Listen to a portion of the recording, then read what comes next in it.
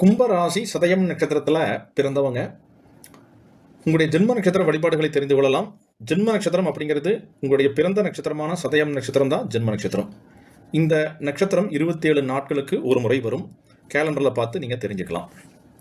கோச்சார சந்திரன் ஜனகால சந்திரன் தொடக்கூடிய காலகட்டம். அதாவது கோச்சாரத்தில் சந்திரன் உங்கள் ராசியை கும்பராசியை கடப்பார், உங்கள் நட்சத்திரத்தை கடப்பார். இந்த பயணிக்கக்கூடிய காலகட்டம் தான் இந்த ஜென்ம நட்சத்திரனுடைய பலனை நாம் எடுக்கணும். அப்படி எடுக்கும் பொழுது சதய நட்சத்திரக்காரர்கள் இந்த நட்சத்திரம் மாதம் ஒரு முறை, அந்த 27 நாளைக்கு ஒரு முறை வரும்னு சொன்னல, அந்த நாள் அன்று நீங்கள் துர்க்கை வழிபாடுகளை மேற்கொள்வதன் மூலியமாக யோக பலனை வாங்கலாம். துர்க்கை நீங்கள் சிவன் கோயில் சென்று சிவதுர்க்கை வழிபாடுகளும் எடுக்கலாம், அல்லது மகாவிஷ்ணு கோயிலில் சென்று விஷ்ணு துர்க்கை வழிபாடுகளும் செய்யலாம். துர்க்கை வழிபாடுகளை மேற்கொள்வது மிக மிக யோகம்.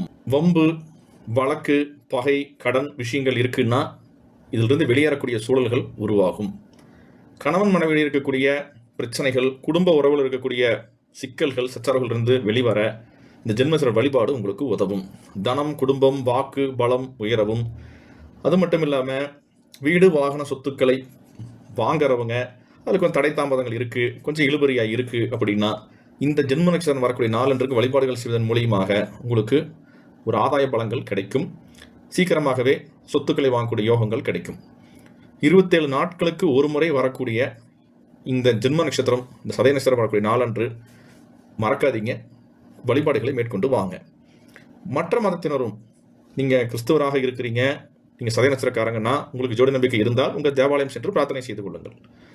நீங்கள் ஒரு இஸ்லாமியராக இருக்கிறீங்க, உங்களுக்கு ஜோடி நம்பிக்கை இருக்குது, நீங்கள் ஒரு சதய நட்சத்திரக்காரங்கன்னா உங்களுடைய மதஸ்தலம் உங்களுக்கு தொழுகை மேற்கொள்ளலாம். எங்கே சென்று மசூதி, தர்கா சென்று தொழுகை மேற்கொள்ளலாம். சூரிய சந்திரர்கள் மதம் பார்த்து உதிப்பதும் இல்லை, மதம் பார்த்து மறைவதும் இல்லை. ஜோதிடம் மதங்களுக்கு அப்பாற்பட்டது. மற்ற நட்சத்திரக்காரர்கள் உங்களுடைய ஜென்ம நட்சத்திர வழிபாடுகளை தெரிஞ்சுக்கணும், அந்த ரகசியங்களை தெரிஞ்சுக்கணும், தெய்வங்களை தெரிஞ்சுக்கணும்னா இந்த டிஸ்கிரிப்ஷனில், இந்த வீடியோ பார்த்துட்டு இருக்கிற இந்த டிஸ்கிரிப்ஷன்லேயே பிளேலிஸ்ட் லிங்க் இருக்குது, அதில் நீங்கள் பார்த்து தெரிந்து கொள்ளலாம். ஏற்கனவே ஜென்ம நட்சத்திர வழிபாடுகள் செஞ்சுட்டு இருக்கிறவங்க, இந்த சதய நட்சத்திர நாளைக்கு பண்ணிட்டு இருக்கிறீங்க அப்படின்னா மறக்காமல் கமெண்ட்ஸ் பண்ணுங்கள். நன்றி, நமஸ்காரம்.